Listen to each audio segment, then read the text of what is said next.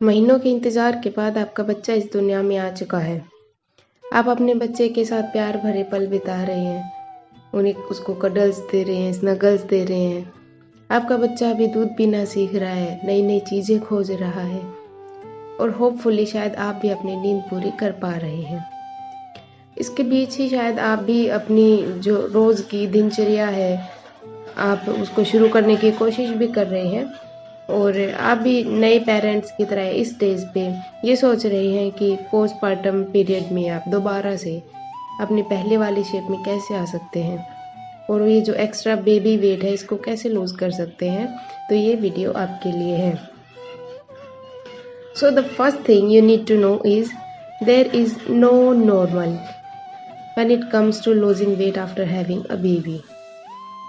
सबकी body different होती है, सबका शरीर अलग है, तो यहाँ पर बहुत सारे फैक्टर्स होते हैं जो कंट्रीब्यूट करते हैं पोस्टपार्टम वेट लॉस में।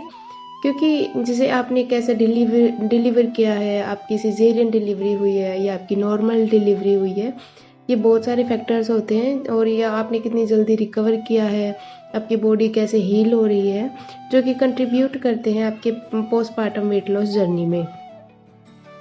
लेकिन हम यहाँ पर काफ़ी सारी वेट लॉस गाइडलाइंस बताएंगे और न्यूट्रिशन के बारे में भी टिप्स देंगे और एक्सरसाइज टिप्स भी देंगे जो कि काफ़ी हेल्पफुल होंगी आपके लिए और आपके माइंड को रिलैक्स करेंगी, आपकी बॉडी को स्ट्रॉन्ग बनाएंगी और आपकी बेबी को इस दुनिया के नेक्स्ट चैप्टर में कदम रखने के लिए भी तैयार करेंगे।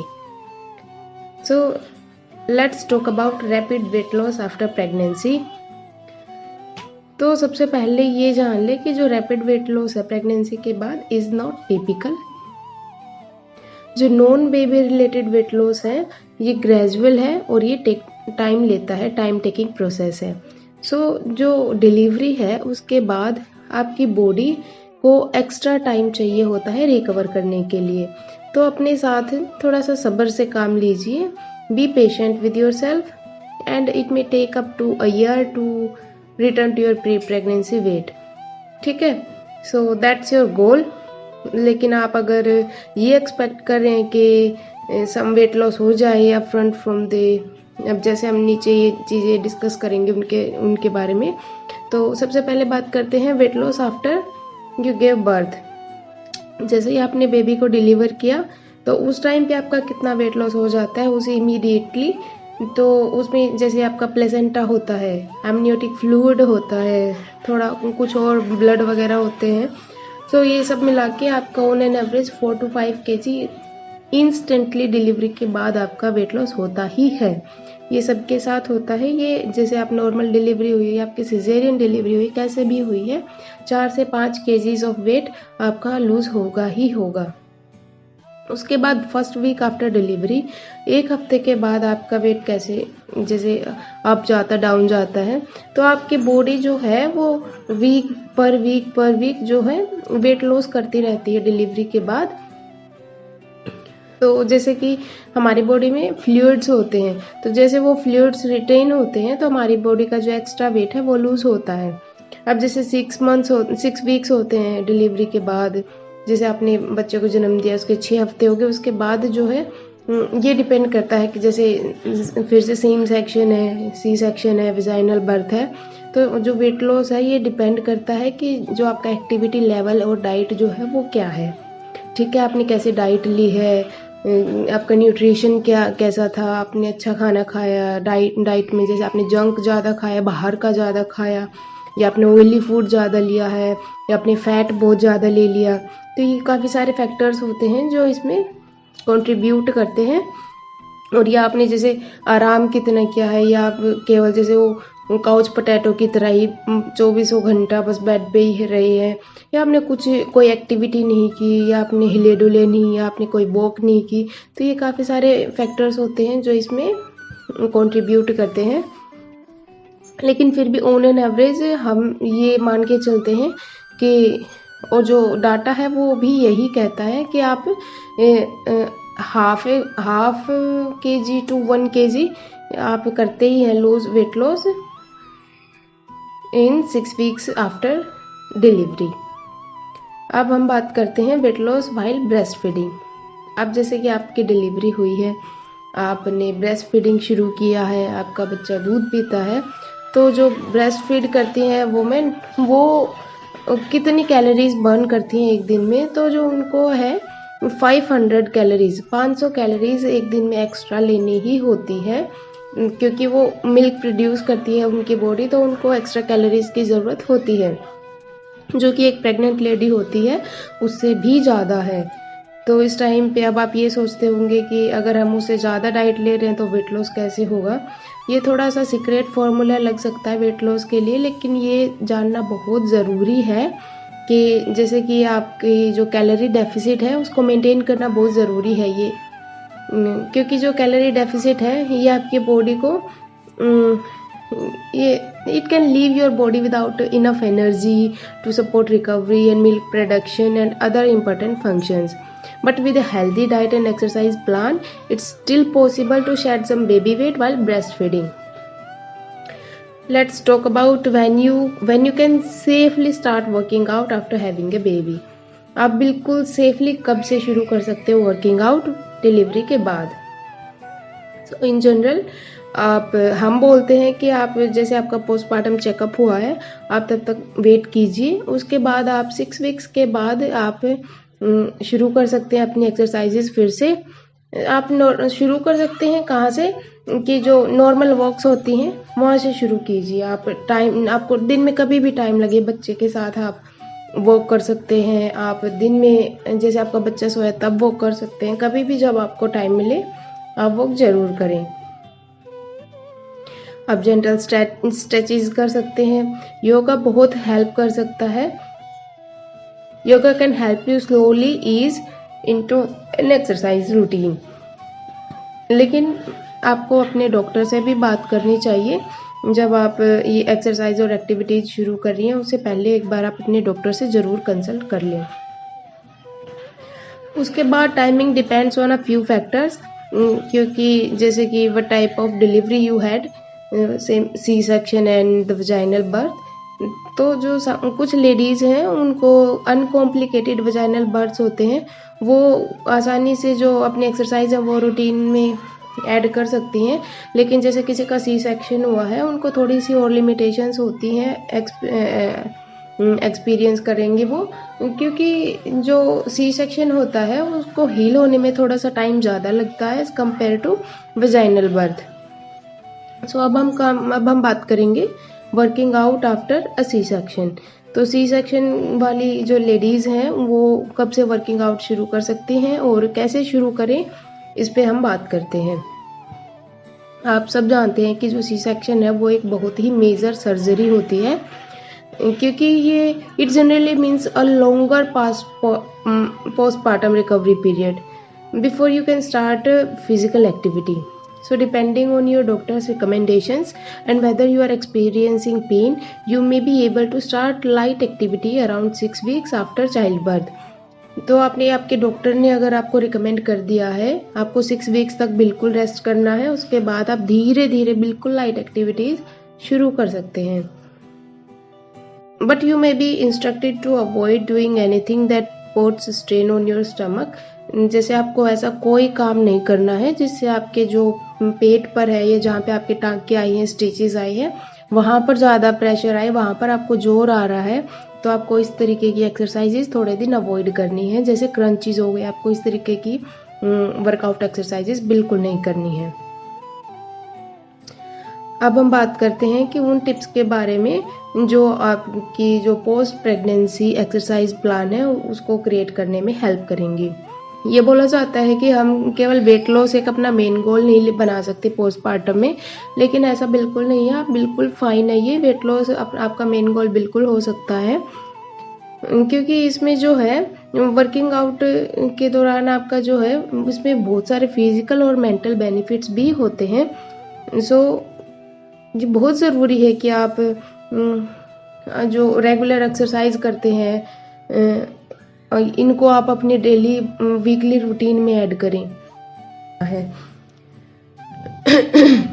अगर आप ऑलरेडी कंसिस्टेंटली एक्टिव थे अपनी प्रेगनेंसी के टाइम पे, डिलीवरी के पहले, और और आप अभी भी you are getting active for the first time, तो जो है जनरल गाइडलाइंस हैं वो आपको पोस्टपार्टम वर्कआउट प्लान में ये आपको शामिल करनी चाहिए। जैसे सबसे पहले जो हम हमेशा बोलते हैं कि get started by taking it slowly. आपको धीरे धीरे शुरू करना है, आपको एकदम से बिल्कुल ऐसे नहीं शुरू करना कि आज से बिल्कुल हाई इंटेंसिटी कार्डियो एक्सरसाइज शुरू करेंगे, नहीं, आपको ऐसा बिल्कुल नहीं करना है। आपको बिल्कुल स्लोली एक्सरसाइज आपके डेली रूटीन में, वीकली रूटीन में ऐड करनी है, क्योंकि ये जो आपका रिकवरी जो पाथ है ये आपके अकेले का है एंड आपकी बॉडी है ये आपको बताएगी कि क्या वर्क कर रहा है और क्या वर्क नहीं कर रहा है। So you have to listen to your body. और अगर आपकी अनकॉम्प्लिकेटेड डिलीवरी हुई है और आपके डॉक्टर ने बोला है कि इट्स ओके टू एक्सरसाइज और आपको लगता है कि मुझे थोड़ा और टाइम चाहिए, तो आप it's okay, you can take more time whenever you feel, you may feel ready to take a short walk as soon as a few days after delivery. It is also fine if the most you can handle is going up the stairs 1 or 2 extra times per day. जैसे आप छत पे दिन में 1 बार घूमते हो तो आप 2 बार जाओ, 3 बार जाओ, यहाँ से आप शुरू कर सकते हैं। ये भी बहुत अच्छा वर्कआउट आपके लिए हो सकता है। बट हम फिर से वही बोलेंगे कि आपको कम से कम 6 वीक्स चेकअप के लिए वेट करना चाहिए ये सब एक्सरसाइज शुरू करने के लिए, क्योंकि आपकी बॉडी ने अभी अभी एक इतनी बड़ी प्रोसेस से गुजरी है। आपने 9 महीने प्रेगनेंसी रही है, उसके बाद आपने डिलीवरी की है, तो आपकी बॉडी में बहुत ज़्यादा हार्मोनल चेंजेस होते रहते हैं। तो जो आपकी बॉडी है उसको रिकवरी में टाइम लगता है। So just easy with your body, okay. उसके बाद हम आपको बोलते हैं कि जो आप क्या कर सकते हैं कि एक गाइडलाइन हम देते हैं कि जैसे 10% rule for distance based activities. इसका मतलब क्या होता है कि इंक्रीजिंग द डिस्टेंस और duration of your activity by 10% each week. जैसे कि आप वॉक करते हैं या आपने कोई एक्टिविटी की है तो उसका जो 10% है वो आप पर वीक 10% उसका बढ़ाते जाइए। तो ये जो है एक बिल्कुल जनरल फॉर्मूला होता है कि आप कितनी एक्सरसाइज करें, कितनी कम करें, कितनी ज़्यादा करें, कैसे शुरू करें। तो ये आपको आपकी एक्सरसाइज को मेंटेन करने में काफ़ी हेल्प करेगा। तो आपको ये नहीं रहेगा कि मुझे अब कितनी शुरू करनी चाहिए, क्या मुझे और ज़्यादा एक्सरसाइज करनी चाहिए। तो आप जैसे इस वीक आप जैसे हाफ ऑफ किलोमीटर चल रहे हैं रोज़ एवरीडे, छत पे घूम रहे हैं, 500 मीटर घूम रहे हैं, तो आपको अगले वीक से इसका 10% और ज़्यादा बढ़ा देना। बस ऐसे ऐसे 10% आप बढ़ाते जाएंगे और इतना आपके लिए इनफ हो जाएगा। उसके बाद आप एक particular certain number of days के लिए आप अपना एक वर्कआउट गोल बना लीजिए कि मुझे जैसे वीक में इतने टाइम इतने बार वर्कआउट करना ही है। तो आप जैसे वीक में 5 बार या वीक में 4 बार वर्कआउट का प्लान बना लीजिए। ये आपके लिए बहुत ज़्यादा हेल्पफुल रहेगा कि किसी दिन आप वर्कआउट ना कर पाए तो आप मेक श्योर करें कि आप उसके अगले दिन आप ज़रूर वर्कआउट कर लें। But don't be hard on your self if life gets in the way. Add your postpartum workout plan into your new parenting routine. अब जैसे कि अब ये तो है नहीं कि आपने डिलीवरी की है और आपके पास 24 आवर है, आप किसी भी टाइम वर्कआउट कर सकते हैं, किसी भी टाइम आप खाना खा सकते हैं, किसी भी टाइम आप सो सकते हैं। आपकी जो पहले डेली रूटीन थी आपकी रूटीन बिल्कुल वैसे नहीं रहने वाली है। तो जो आपकी जो रूटीन है वो अब आपके बच्चे के हिसाब से रहेगी। तो ये थोड़ा सा आपके लिए हेक्टिक हो सकता है शुरू में, क्योंकि जो स्पेसिफिक टाइम होता है आपको एक्सरसाइज को डेडिकेट करने के लिए, ये आपको थोड़ा सा हेक्टिक लगेगा शुरू में। लेकिन जैसे जैसे आप वर्कआउट की जो वर्कआउट आप अपने रूटीन में डालेंगे धीरे धीरे वीकली, तो ये सब सेट हो जाएगा। उसके बाद हम आपको सजेस्ट करते हैं कि आप स्मॉल चंक्स में एक्सरसाइज करें। जैसे 3 10-minute periods of activity spread throughout the day are just as good as 30-minute period. आप उस टाइम को ढूंढिए पूरे दिन में जब जो आपके लिए सबसे ज़्यादा बेस्ट हो एक्सरसाइज करने के लिए।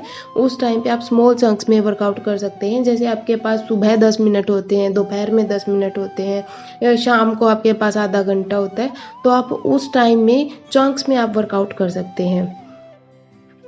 After that exercise with your baby. आपके बेबी का वेट आप ऑन एन एवरेज 3 kgs हो सकता है या 3.5 kgs हो सकता है, इतना हो सकता है, 4 kgs भी हो सकता है। तो आप अपने बेबी को भी एज ए वेट यूज़ कर सकते हो, आप अपनी जो मसल्स हैं उनको ट्रेन करने के लिए। आप ये आपके लिए एक एडवांटेज हो सकता है कि आप अपने बेबी को होल्ड करके और फिर जो है सेफ एक्सरसाइजेज आप अपने बैक के ऊपर कर सकते हैं और आप अपनी लैप में ले सकते हैं। ये भी आपके लिए काफ़ी अच्छा काम करेगा। एक टिप ये हो सकता है कि अगर आपको टाइम नहीं मिल रहा है तो आप उस टाइम पे एक्सरसाइज कर सकते हैं जब आपका बच्चा सो रहा है, क्योंकि जब आपका बच्चा सो रहा है तो आप जो क्या है हेक्टिक नहीं रहता आपके लिए इतना, बच्चे को संभालना या खुद को या एक्सरसाइज करें, वर्कआउट करें, उसके ऊपर फिर आपकी नींद भी पूरी नहीं होती। तो वो उस टाइम पे जो हेक्टिकनेस आ जाती है ना, उसको थोड़ा रिमूव करने के लिए आप जो है उस टाइम पे वर्कआउट करें जब आपका बच्चा सोया हुआ है, जब वो नैप ले रहा है। तो ये सबसे हम बेस्ट एडवाइस करते हैं सबके लिए। उसके बाद add exercises to your routine activities. अब जैसे रूटीन एक्टिविटीज़ आप कैसे क्या आप ब्रश करते हो अपने दांतों को, तो उस टाइम पे आप स्क्वाट्स कर सकते हो। आप बोतल गर्म करते हो तो उस टाइम पे आप स्क्वाट्स कर सकते हो या लंजेस कर सकते हो। जैसे आपने कुछ छत पे कुछ छोड़ दिया है तो आप उसके लिए आप छत पे जा सकते हो या 1-2 बार और छत पे जा सकते हो। तो इससे जो क्या है कि आप अनोए नहीं होगे और आपकी जो एक्स्ट्रा मूवमेंट होगी उससे आपकी कैलोरीज बर्न होंगी और ये आपके पोस्टपार्टम वेट लॉस में काफ़ी हेल्प करेगा। आफ्टर दैट ये जो पोस्टपार्टम वेट लॉस जर्नी है आप इसको फन बनाइए, क्योंकि आपको जो एक्टिविटीज़ पसंद है आप वो कीजिए, जिनसे आपको प्यार है वो एक्टिविटीज़ कीजिए। आप उनको सोशल कीजिए, अपने फ्रेंड्स को बुलाइए, अपने पेरेंट्स को बोलिए वॉक पे जाने को। तो इनसे जो है आपका जो मोटिवेशन है वो भी हाई रहेगा और आप स्ट्रेसफुल नहीं रहेंगे वर्कआउट को लेके, वेट लॉस को लेके। ये कर सकते हैं आप कोई लोकल जिम भी आप ज्वाइन कर सकते हैं अगर आप चाहें तो, लेकिन हम होम वर्कआउट ही सबसे बेस्ट वर्क करेगा आपके लिए, हम आपको यही एडवाइस करेंगे। तो उसके बाद know the most effective postpartum workout and exercises. अब हम उन पोस्टपार्टम वर्कआउट्स और एक्सरसाइजेज के बारे में बात करेंगे जो आपके लिए सबसे ज़्यादा इफेक्टिव होने वाली हैं। तो सबसे पहले आप अपनी खुद की पेस को पहचानिए कि हाँ ये एक्सरसाइजेज मेरी पेस के साथ मैच करेगी। जैसे सर्टेन एक्सरसाइजेज एंड एक्टिविटीज़ हैं जो डिफरेंट फेजेस ऑफ रिकवरी के टाइम पे कॉम्प्लीमेंट करेंगी और help you get stronger more efficiently. ठीक है, तो जब आप वर्कआउट कर रहे हैं तो लो इम्पैक्ट एक्टिविटीज़ लाइक योगा हो गया, ताई ची हो गया, वॉकिंग हो गया, ये है ये जहाँ से आप शुरुआत कर सकते हैं। उसके बाद स्विमिंग है, एरोबिक्स है, वाटर एरोबिक्स है, ये बिल्कुल ही low impact activities that you can do once you are done bleeding. ठीक है, जब आपकी ब्लीडिंग स्टॉप हो जाती है उसके बाद आप ये स्विमिंग और वाटर एरोबिक्स एक्सरसाइजेज बिल्कुल शुरू कर सकते हैं और इसमें आपको वही 4 से 6 वीक्स आपको लग जाएंगे आपके डिलीवरी के बाद। उसके बाद जो कार्डियोवैस्कुलर एक्टिविटीज़ होती हैं उनके कॉम्बिनेशंस के लिए आप क्या कर सकते हैं, वो स्ट्रेंथ एक्सरसाइजेज और स्ट्रेचिंग होती हैं जो आपकी बॉडी को all around best conditioning provide करती हैं। तो आपका जो इनिशियल गोल है वो 10 से 15 मिनट ईच होना चाहिए थ्रू आउट द डे और उसके बाद आपको जो है 5 से 10 मिनट एवरी वीक, इससे ज़्यादा नहीं करना है। ठीक है, अगर आप हाई इंटेंसिटी ट्रेनिंग करना चाह रहे हैं और आपने ये प्रेगनेंसी के टाइम पे भी किया है तो आप अभी नहीं हम ये एडवाइस करेंगे आप इसको अभी नहीं करें, अभी आपको ये अवॉइड करना है। बेशक आपने ये प्रेगनेंसी के टाइम में काफ़ी हाई इंटेंसिटी ट्रेनिंग ली हो, but you have to avoid it right now. उसके बाद ये कुछ एक्सरसाइजेज हैं जो आप जो आपके कोर को और आपकी पेल्विक फ्लोर को स्ट्रेंथन करने में काफ़ी हेल्प करेंगी, क्योंकि जो ये 2 प्लेस होती है हमारी बॉडी में जिसने सबसे ज़्यादा जो अपनी स्ट्रेंथ को है वो लॉस करा है, जैसे कि अपनी प्रेगनेंसी में, तो वो होती है जैसे आपकी कोर और एक आपका पेल्विक फ्लोर। ये जो 2 प्लेस है आपके, इनकी जो स्ट्रेंथ होती है वो बहुत ज़्यादा कम हो जाती है। तो अब इनकी एक्सरसाइज करना बहुत ज़रूरी है, क्योंकि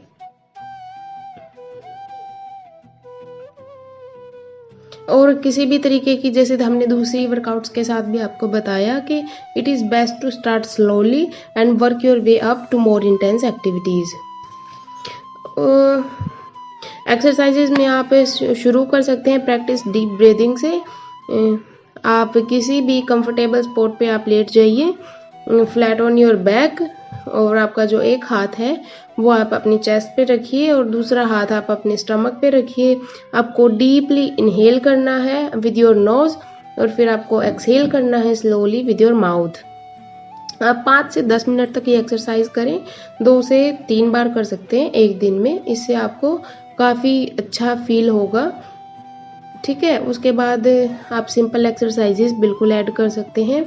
योगा एक्सरसाइजेज हैं जैसे बर्ड डॉग हो गया, leg extensions, pelvic floor tilts, bridges and knee lifts, planking हो गया। प्लैंक एक बहुत ज़्यादा हेल्पफुल होने वाला है, जो आपके पेल्विक फ्लोर मसल्स हैं, कोर मसल्स हैं, इनको